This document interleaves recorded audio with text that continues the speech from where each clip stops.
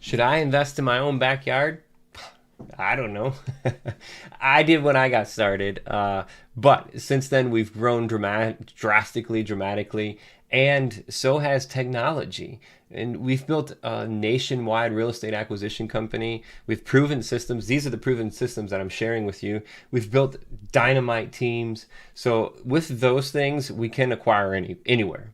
But just because we can acquire anywhere doesn't mean we should. So how is it that we know which market to buy in? Well, I've got some a quick way of looking at this, but the reality of it is how many of you are actually going to analyze these markets? These are the ways that we do it. If you have more questions, I'm going to get right to the point on this. Please schedule a help call, send an email, drop a comment below. I've done a lot of research on this, written about it in the book. Lots of stuff. So let's get to it. Again, not to put you to sleep, but to see there's purpose behind the process. All right, so there's five major things that we look at here in order to get there. It's gross metro product, MSA population, the housing affordability index, the price to rent ratio, and then the economy. What are the jobs? Most importantly, it's an outside-in approach, which means I'm going to find the market and then I'm going to find the house. I'm not going to find the house and then see if the market's good, right? So all the way out, zoomed all the way out, the first thing I'm going to do is look for landlord-friendly states with short eviction timelines. And, unfortunately or fortunately, whatever it is, politics make a huge difference when it comes to real estate investing. So it is likely that red states will have more landlord-friendly laws than blue states. Blue states tend to lean more tenant-friendly laws. So outside in, boom, that narrows it down to states. And for me, I want to make sure that we are in MSAs with populations greater than 1 million with a steady increase year over year. And if it's increasing 2%, 3% year over year, that shows that it's growing. There's so much that a larger area offers us in resources. There's going to be more deals, more opportunities, more contractors, more renters, more jobs. So we like those bigger areas. High gross metro product with steady increase year over year. Again, looking at that 2 to 3% increase year over year. Look for major manufacturers, healthcare providers, tech companies, finance companies, and Fortune 500 companies. Typically, that type of information is easy to find. Population, you can literally Google search, let's see, what is the population of city name, MSA, and it shows you, most of the time it'll show you the increase over the past 3 years as well too. So really easy to find those things. Gross metro product is a little more difficult to find.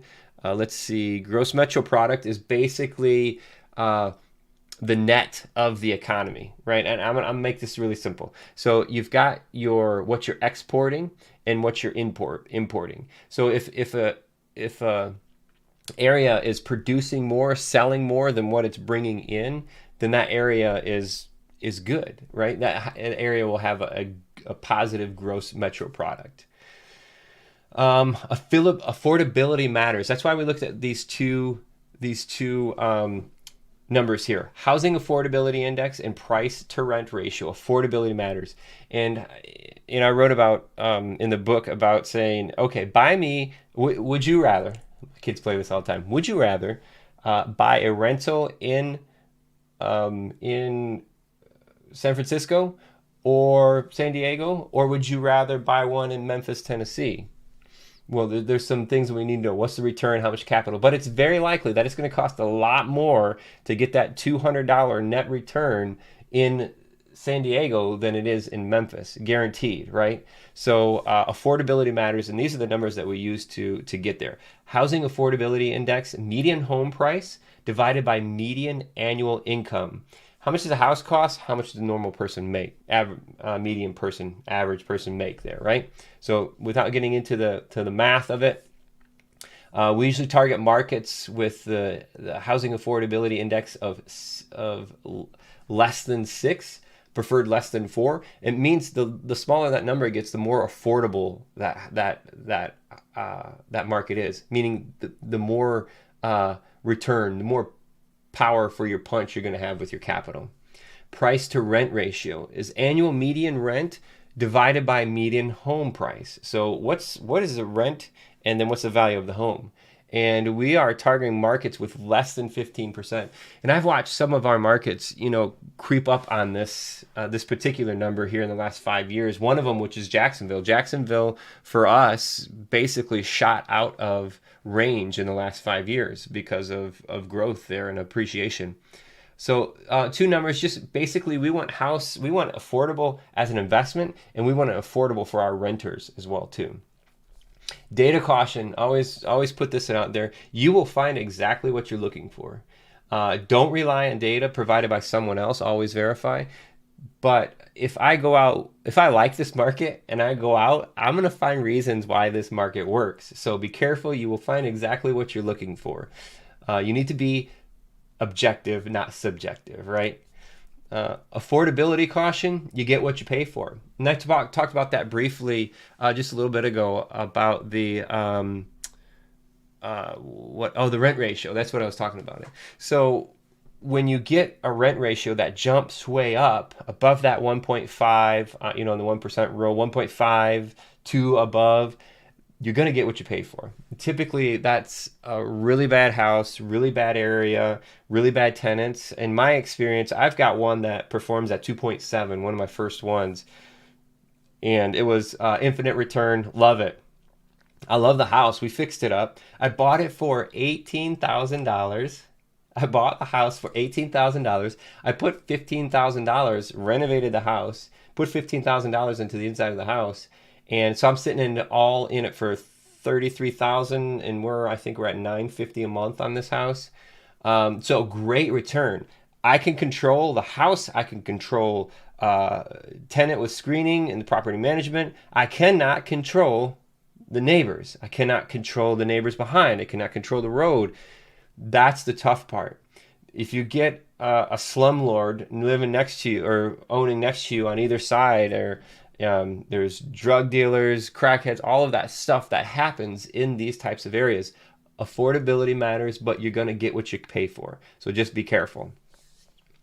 After selecting the city, you need to understand zip codes and neighborhoods. Build your preferred zip code spreadsheet. Utilize Google Maps Street Views to walk the neighborhoods. So what we're doing is we're going outside in. We've got blue states. We've got, let me put it this way, landlord friendly states. And then, then we get their states. Now we get our MSAs.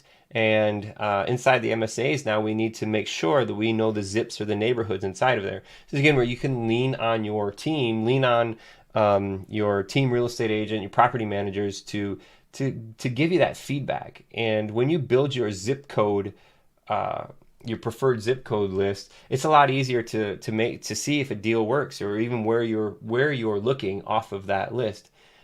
If you're researching and you jump down, I have. Through the years, my acquisition team will present me deals, and as soon as I jump down on Google View and I see a house boarded up next to it and pit bulls chained up on this side and a party happening over here, it's like, that's not good, right? So the blighted properties, boarded up stuff, you get down on Google View, they're pretty updated with most of their pictures. You can get a feel of that neighborhood. One of the things you can't see, though, is blocks are different, right? So in this place that I'm sitting here, when we flew in one day we walked a couple properties, we put the offer in, we got it. Well, when we came in this property, we came in from the back way here, which is through a very, very, very nice neighborhood. This is the end of that neighborhood, and as you go one block back that way, it's still a nice neighborhood, but it's just not the same as that one over there. So each block is different. Same way, when we're in rental properties and we're in the $100,000 to $150,000 price range, a block can make a major difference between going from C plus to F to A. Like, blocks make a difference. Rely on your boots on the ground to make that difference. Generate your buy box or buy window that identifies what specific types of houses you will be the best to find, insure, mortgage, and rent. So for us, we know based on the particular market, we know exactly what fits our buying criteria. Bedrooms, bathrooms, square footage, year built is really important. And we do these particular things because we know we can get the rent for them. We know that the insurance company will insure them. We know that the mortgage provider will lend on them as well too, and ultimately that the renter will pay rent for that.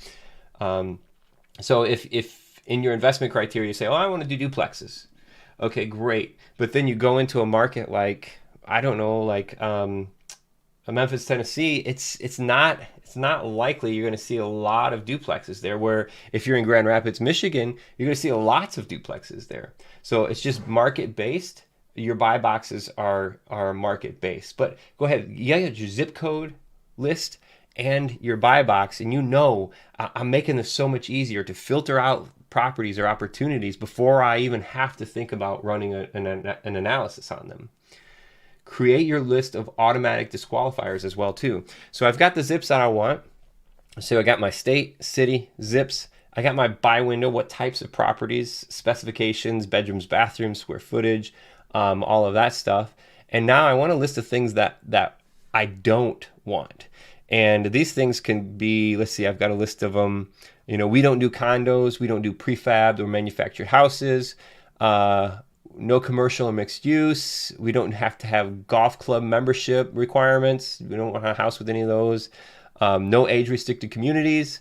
No structural or environmental hazards. We don't do pools on our long terms.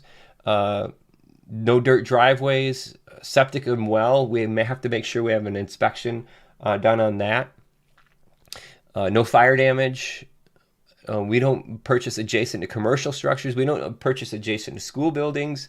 We don't purchase located on or adjacent to 4-lane roads. We don't purchase adjacent to high voltage power lines, and we don't purchase concrete masonry unit houses, block houses as well too. Lots of reasons why we don't do these things. And again, it comes back down to being insurable, lendable, highest market rent. And ultimately, if you're building these portfolios to flip to bigger hedges, these are hedge requirements. So what we do is we do similar to what the big hedge companies are doing. We're doing the same thing. So I want you to go from the outside in approach. Again, 80-20, get there. If you have more questions, drop a comment, schedule a help session, and we'll get you run through this. But this is exactly how we look at markets.